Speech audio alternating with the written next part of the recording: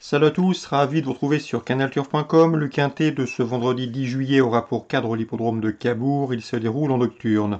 On évoquera donc cette réunion en Normandie avant d'évoquer la réunion 4 à Clairefontaine-Deauville, réservée aux galopeurs, et une réunion 5 sur l'hippodrome de Pornichet-la-Baule. Concernant le quintet, le prix du SAP, mon préféré sur le numéro 15, Diamond Charm. À mon avis, ce cheval est en retard de gain. Il devrait pouvoir s'imposer. Sachez qu'il a été mis hors course dernièrement à Chartres alors qu'il se rapprochait avec des ressources. C'est un cheval qui compte déjà 16 victoires en 50 courses courues.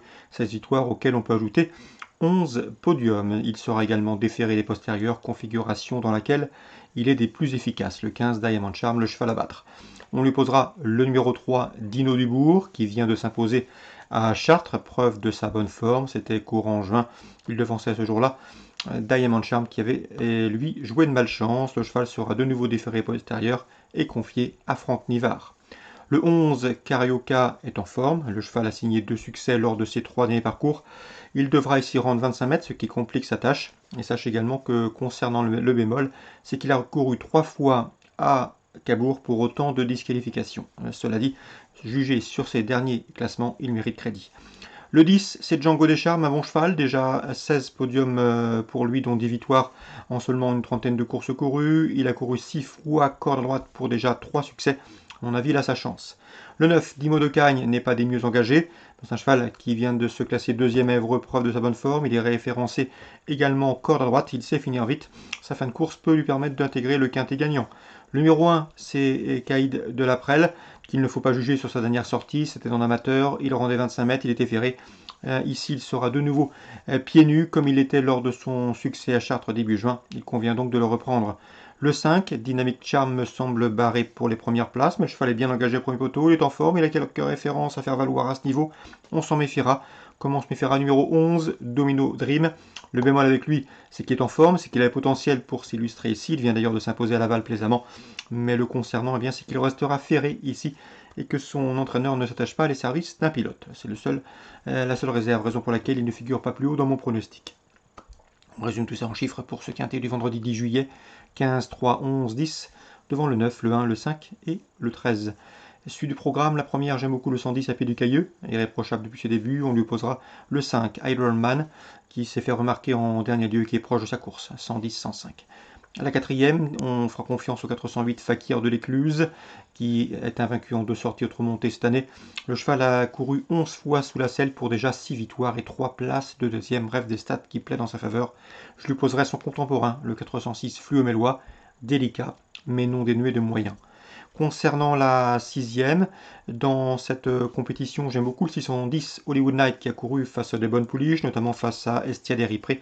Elle reste sur 2 bonnes places de deuxième, et à mon avis, dans ce lot, sa chance est prépondérante. Le 610 Hollywood Night, elle mériterait de franchir le poteau en tête. Je lui poserai le 601 Hop and Quick, qui reste sur des prestations adorables, puisque Hop and Quick reste sur 2 succès. Et le numéro 3, Hambletonian, qui affiche 4 places de deuxième en autant de prestations publiques, 610, 601, 603. Concernant maintenant la Réunion 4 à Clairefontaine, dans la deuxième, j'aime beaucoup le 204 Sun at Work, un cheval qui s'est classé 5e de groupe 3 l'an dernier, et qui est au départ ici de son premier selling avec une belle chance de victoire, le 204 Sun at Work. On peut lui associer le 202 Moonlight Painter, qui lui aussi participe à son premier réclamé, avec une belle chance théorique, 204-202. Dans la suivante, le 301 Duhail, qui avait terminé deuxième de Listel l'été dernier à Deauville, et le 302 Mon ami l'Écossais dispose d'une belle chance à faire valoir.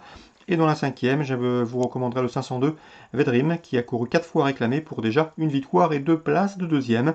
C'est a priori une belle chance dans ce lot, tout comme le 504 Bossio, qui descend de catégorie, avec une belle chance théorique. On passe à la Réunion 5 à Pornichet, je vous recommanderai le 203 du Vallon Barbet. Un cheval en retard de gain, c'est ce que nous avait indiqué James Le Bouteiller, un cheval de qualité qui n'a pas été épargné par les ennuis de santé, mais qui n'a pas les gains désormais avec son potentiel. La dernière fois à Paris, son entraîneur était très confiant. Le cheval était hésitant au départ, mais il a gagné très plaisamment en force. À mon avis, il peut le remettre recouvert ici. C'est le 203 du Vallon Barbet.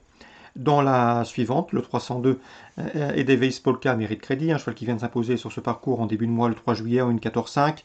Le meilleur chrono du peloton sur ce tracé, il était ferré ce jour-là, il se restera ferré ici Mais à mon avis, vu la victoire, il devrait pouvoir répéter. Et dans la cinquième, sachez que j'ai pu m'entretenir avec Vincent Rimbaud. Il est confiant que le 510 est El Diablo d'Hôte. Son cheval est revenu au mieux. C'est un cheval qui avait couru face à Excellent, face également à Nino Dupomereux dans sa jeunesse. Il a retrouvé une bonne partie de ses moyens. Il se plaît au sulky, il affronte ses aînés. Et l'entraîneur est assez confiant pour être dans le coup. On peut lui poser toutefois en tête le 503 Encharia de la Tome qui reste sur 2 probants succès.